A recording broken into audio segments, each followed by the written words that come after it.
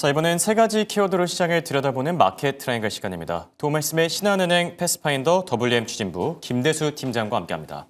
안녕하십니까? 네, 안녕하십니까? 네, 저희 시간대는 또 처음 나와주신 것 같은데 간단하게 소개 먼저 시청자분들께 부탁드립니다. 네, 안녕하십니까? 저는 신한은행 신한프리미어 패스파인더에서 포트폴리오를 담당하고 있는 김대수 팀장입니다. 제 업무 특성을 갖다 한 가지 말씀드리면 저는 이제 대한민국에서 부자 고객분들을 가장 많이 만나고 있는 직업을 좀 하고 있고요. 예. 그러다 보니까 그분들의 포트폴리오를 들여다보고 또 점검하고 또 자문을 구하는 그런 역할을 네. 수행하고 있습니다. 흥미롭습니다. 네. 관련된 인사이트들 오늘 한번 자세하게 들어보도록 할게요. 자, 그럼 첫 번째 키워드부터 바로 한번 확인해 볼까요? 첫 번째 키워드는 고자산가 트렌드입니다. 방금 전에도 말씀해 주셨지만 워낙 고자산가 분들을 많이 만나다 보니까 그런 트렌드들도 잘 파악하고 계실 것 같아요. 최근 이 고자산가들의 관심사항은 어디 쪽에 있을까요? 지금 아무래도 이제 관심 많으신 부분이 바로 이게 변동성을 어떻게 대비하느냐인 것 같습니다. 중요하죠. 네. S&P 500이 최근 한 3년 동안 한 20% 정도 상승했습니다. 네. 이렇게 계속 AI 거품론이나 이런 것들이 계속 발생하고 있는데 이런 부분에서 과연 그러면 어떻게 대응할 것인지 많이 물어보시고요. 예. 저는 이럴 때 대답을 이렇게 하고 있습니다. 그 AI 거품이 언제 터질지 맞추기는 쉽지 않다. 그렇죠. 네. 다만 이제 그런 변동성을 대비해서 포트폴리오를 잘 구축할 필요는 있다. 이렇게 대답을 드리고 있습니다. 그렇다면 이게 사실 어려운 부분이 바로 어떻게 관리하느냐 이 부분일 것 같은데 네. 변동성을 어떻게 대비하는 게 좋을까요? 첫 번째로는 일단 본인의 포트폴리오를 한번 점검해 보시라라고 말씀을 네. 드립니다. 그 연초에 위험 자산과 안전 자산을 5대5 비율로 투자를 했다고 하면 현재 지금 다시 포트폴리오를 비중을 점검하면 아마 7대3으로 이렇게 나와 있을 네. 겁니다. 그러면 이제 이 위험 자산 비중이 조금 늘었잖아요. 그래서 그 일정 부분의 위험 자산 비중을 좀 줄이고 주식형을 좀 팔고 그 부분을 채권이나 대체 쪽으로 좀 이동시키는 것이 좀 유효한 전략이라고 보고요. 네. 내년도에 AI 거품론 계속적으로 대두가 될 수 있고 또 이제 연준 의장 교체 이슈도 있을 수 있습니다. 그럴 때 약간 시장이 출렁일 수 있고 그럴 때 이렇게 포트폴리오를 미리 재조정해 놓는 것이 굉장히 잘했구나라고 좀 아마 생각하실 거라고 생각합니다. 네. 그런데 의문이 드는 게 이게 사실 채권이라는 게 안정적이긴 하지만 사실 주식에 비해서는 수익률이 좀 다소 아쉽다 이런 평가들도 있긴 하잖아요. 네. 생각하셨을 때 채권 투자가 가는 매력은 어디에 있을까요? 채권도 분명히 굉장히 매력적인 주식이라고 상품이라고 저는 얘기를 드리고 싶습니다. 지금처럼 약간 주식이 수익률이 되게 좋을 때 채권의 수익률이 좀 밋밋하다라고 말씀하실 수도 있지만 약간 그래도 전체적인 포트폴리오가 변동성이 있을 때는 채권이 굉장히 방어를 해주고 실질적으로 25년도 같은 경우는 4월 달에 저희 트럼프가 해방의 날 하면서 국내 주식, 미국 주식 할 거 없이 굉장히 힘들었었죠. 좀 떨어졌습니다. 그때 제가 이제 현장에 있으면서 굉장히 도움받았던 게 바로 채권이었습니다. 그때 이제 미국 10년물 기준으로 한 2.8%에서 한 2.5%로 채권의 금리가 많이 떨어졌습니다. 그러다 보니까 채권 수익률이 자산을 좀 방어해 주었던 경험이 있고요. 지금 같은 경우도 이제 미국 채권 지금 20년물 이상 되는 건 지금 4.7%거든요. 네. 굉장히 어떻게 쿠폰도 괜찮지 않습니까? 네. 그런데 앞으로도 이제 주식 시장이 미국 주식 시장이 조금 더 어려워지면 있던 안전 자산에 대한 수요가 분명히 늘어날 것이라고 보고 그러면 이제 아무래도 채권 수요도 좀 늘어날 것이고 또한 이제 금리 인하에 대한 계속적인 챌린지가 있잖아요. 그에 따라서 이제 채권 가격 메리트도 좀 더 올라갈 수 있는 부분이 있기 때문에 채권 자산도 꼭 주목하시라고 저는 말씀을 드리고 있습니다. 네. 포트폴리오 안정화 차원에서 채권도 굉장히 매력적인 상품이 되지 않을까 생각이 들고요.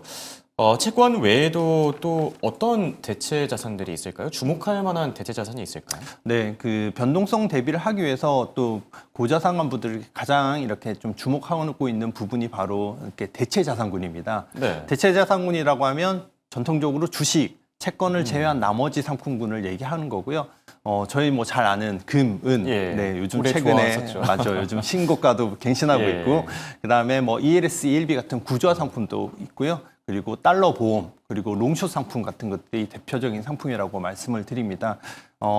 이 대체 자산의 특징이 약간 이게 주식과 채권이 아니기 때문에 주식처럼 이렇게 주 시황에 따라서 등락이 이렇게 급격하게 일어나지도 않고 네. 채권보다는 그래도 수익률이 조금 더 나는 그런 상품 특성이 있습니다. 저는 여기서 이제 좀 소개해 드리고 싶은 게 롱숏 상품인데요. 예, 롱숏 상품 같은 경우는 주식을 갖다가 상승하고 하락하는데 동시에 베팅하는 롱숏 전략을 취하는 상품입니다. 대표적으로 그 좀 올라갈 수 있는 주식들은 좀 롱, 즉 매수 영역으로 가는 거고요. 떨어지는 영역은 숏해서 하락장에 베팅을 하는 겁니다. 뭐 네. 지금 장세로 예를 들면 반도체 쪽은 약간 좀 올라갈 거라고 생각하기 때문에 롱 포지션을 좀 취하는 거고요. 2차 전지는 사실 좀 떨어질 것 같아서 숏 포지션을 취한다고 네. 보시면 됩니다. 그러면 이제 앞으로 코스피가 약간 좀 조정을 받는 경우에는 일단 반도체 쪽은 좀 떨어지겠지만 하락에 베팅한 2차 전지 쪽은 일단 이미 하락 쪽에 예. 베팅이 되어 있기 때문에 그렇죠. 하락의 전체 부분을 갖다가 좀 상쇄할 수 있는, 그래서 이제 변동성을 방어할 수 있는 메커니즘이 작동할 수 있다. 저는 이렇게 말씀을 드리고 있습니다. 네. 대체 상품들을 많이 소개해 주셨는데 그렇다면 이 비중은 어떻게 가져가는 게 좀 현명할까요? 보통 제가 대체 상품군으로 금, 은, 그리고 롱숏, 그리고 네. 뭐 달러 보험 이런 부분을 갖다 말씀드렸는데 전체 자산에서 대체 자산의 비중을 한 30% 정도 수준으로 좀 제한을 드리고 있습니다. 예. 그 중에서 금, 은 같은 원자재를 한 10% 정도 담고, 그리고 뭐 달러 보험 같은 경우는 10%, 그리고 제가 금방 소개해드렸던 롱숏 상품 10% 정도 가져가는 것이 네. 그냥 또 리즈너블하지 않을까 이렇게 많이 좀 제안을 드리고 있습니다. 네. 대체 투자 같은 경우는 이제 한 30% 정도 비중으로 가져가는 게 좋을 것이다. 이렇게 조언을 해주셨고요. 자, 두 번째 키워드 같이 확인해 보도록 할게요. 두 번째 키워드는 러닝메이트입니다.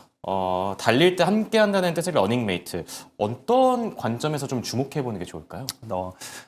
저희가 이제 투자를 제안 드릴 때 굉장히 좀 고민하는 부분이 바로 러닝메이트를 어떻게 짝지을 것인가. 예. 네. 그래서 어떻게 누구랑 더 묶을 것이냐 맞습니다. 이런 의미겠죠. 네.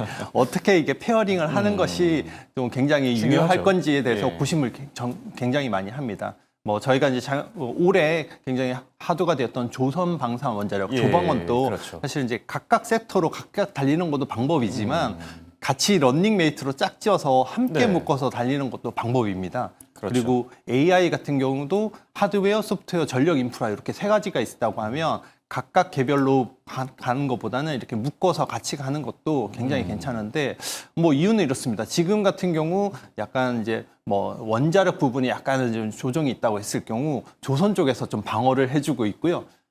미장 같은 경우도 전력 인프라 쪽이 좀 안 좋습니다. 그러면 네. 그나마 실적이 난 하드웨어가 방어를 해주기 때문에 전체적으로 포트폴리오 수익률이 유지가 될 수 있다라는 면에서 이 짝짓기를 잘 해서 운영을 하는 게, 런닝메이트를 갖다가 운영하는 게 굉장히 좀 유효한 방법이고, 지금 고자산관 분들이 걱정하는 게 뭐 투자는 하고 싶은데 이미 너무 오르지 않았느냐, 네. 이거 되게 많이 물어보시거든요. 그렇죠. 그럴 때 이제 개별 섹터를 딱 찍어서 들어가기보다는 그래서 같이 묶어서 들어가는 것이 오히려 이제 들어갈 때 좀 덜 부담스럽고 좀 수익률을 갖다가 방어할 수 있는 그런 논리를 갖다 말씀드리고 있습니다. 네. 결국 뭐 국장이 되든 미장이 됐든 이 밸런싱이 중요하고 또 이 가운데서도 섹터, 앞서도 얘기해 주신 것처럼 뭐 조방원 이렇게 좀 묶이는 경우들도 있는데 이런 것들을 잘 고려해 줘야 된다라고 얘기를 해 주셨어요. 그렇다면 저희가 고민해 봐야 될 게 사실 바벨 전략이라는 게 머리로는 이해가 잘 돼도 실제로 시행하는 것 자체는 좀 어렵던데, 그렇죠. 이걸 뭐 예를 들어서 주린이나 아니면 뭐 어머님들, 우리 개인 투자자분들은 어떻게 접근하는 게 좋을까요? 저는 여기서 말씀드리고 싶은 거는 펀드가 이 런닝메이트를 굉장히 네. 잘 수행할 수 있다라고 말씀을 드립니다. 뭐 말씀드리면 이렇습니다. 이제 내년에도 K-테마가 분명히 갈 거거든요. 예. 네. 그러면 이제 저희가 흔히 아는 반도체 외에 그럼 나머지는 어떤 것이 갈 것인가 고민이 있을 건데요. 뭐 대표적으로 들 수 있는 게 금융주나 배당주를 들 수 그렇죠. 있을 것 같습니다. 그러면 ETF 같은 경우는 반도체 섹터 그리고 배당 섹터 이런 식으로 각각 이렇게 나눠져 있는 부분이지만 이걸 한 번에 묶어서 투자하기는 사실 용이치 않다. 그런 부분을 좀 말씀드리고요. 네. 이런 것을 좀 가능하게 하는 게 바로 이제 펀드가 아닐까라고 생각을 합니다. 펀드 같은 경우는 뭐 K-테마 펀드 이런 것들 시중에 찾아보시면 많으시거든요. 그런 K-테마 펀드를 통해서 이렇게 좀 분산 투자도 하고 테마별로 약간은 다양하게 담을 수 있는 그런 역할을 해서 26년도에는 이 펀드들 한번 주목하라라고 저는 말씀을 드립니다. 네. 내년에는 ETF와 또 펀드들 잘 주목해 보는 게 좋을 듯하고요. 자, 마지막 키워드 확인해 보도록 하겠습니다. 마지막 키워드 보여주시죠.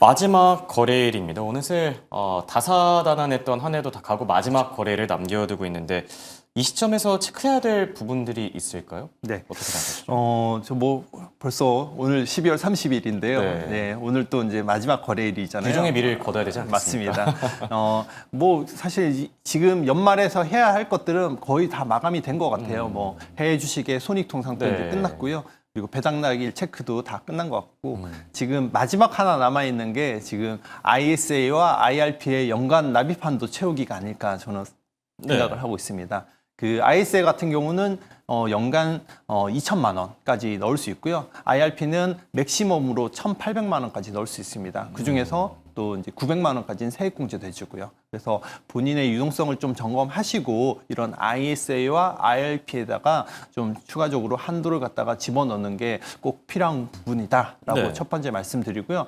두 번째는 저는 또 이 ISA와 IRP 이런 비이클을 활용한 투자 전략이 굉장히 유효하다. 이 부분을 좀 소개해드리고 싶습니다. 비이클이라고 하면 이 절세 비이클 어떤 의미를 갖고 있는 거죠? 네, 요즘에 이렇게 ISA, IRP 같은 이런 상품들이 굉장히 좀 유행하고 있는데 좀 강조드리고 싶은 포인트는 약간 세금적인 부분입니다. 세 가지 정도 제가 말씀드릴 건데요. 첫 번째는 일단 그런 비이클 안에서 투자할 때는 따로 세금을 갖다가 매번 납부하지 않고 운영하는 기간 내에서는 다 과세가 이연된다라는 부분을 말씀드리겠습니다. 그래서 그 안에서 해외 주식이라든지 국내 주식 어떤 걸 운영하더라도 마지막에 해지 시점에 세금을 낼 수 있다. 이런 부분이 굉장히 좀 중요한 포인트고 ISA 같은 경우는 만기가 되더라도 IRP로 이전해서 계속적으로 세금 납부 없이 운영할 수 있는 게 되게 좋은 포인트 같습니다. 고자산가분들도 좀 이런 걸 많이 이용하는 편일까요? 그럼요. 그리고 또 이제 두 번째로 말씀드리고 있는 게 이제 아까 말씀드린 손익통상인데요. 이게 운영하다 보면 이게 플러스가 나는 경우도 있지만 마이너스 나는 경우도 있잖아요. 이런 부분은 장기적으로 좀 운영하다 보면 이 마이너스 난 부분을 플러스 난 부분을 상기하면서 이 과표를 좀 줄일 수 있는 효과 그런 부분이고요. 마지막으로 그 IRP 같은 경우는 연금으로 받을 경우 좀 더 저리로 3.3에서 5.5% 저리로 세율을 갖다가 적용받을 수 있는 부분도 고자산가분들이 되게 좋아하시는 포인트입니다. 그래서 과세 이연 그리고 손익통상 그리고 소득세가 좀 낮은 부분이 ISA와 IRP 같은 이제 비이클 투자 전략의 핵심이다라고 말씀드립니다. 네. 얘기를 좀 쭉 들어보니까 결국 제일 중요한 거는 균형의 미학이 아닐까 싶습니다. 주식도 좋고 채권도 좋고 이 대체 투자 상품들까지 잘 살펴보면서 올 한 해 투자 전략 잘 마무리해 보시길 바랍니다. 지금까지 도말씀의 신한은행 패스파인더 WM 추진부 김대수 팀장과 함께했습니다. 네, 고맙습니다. 네, 감사합니다.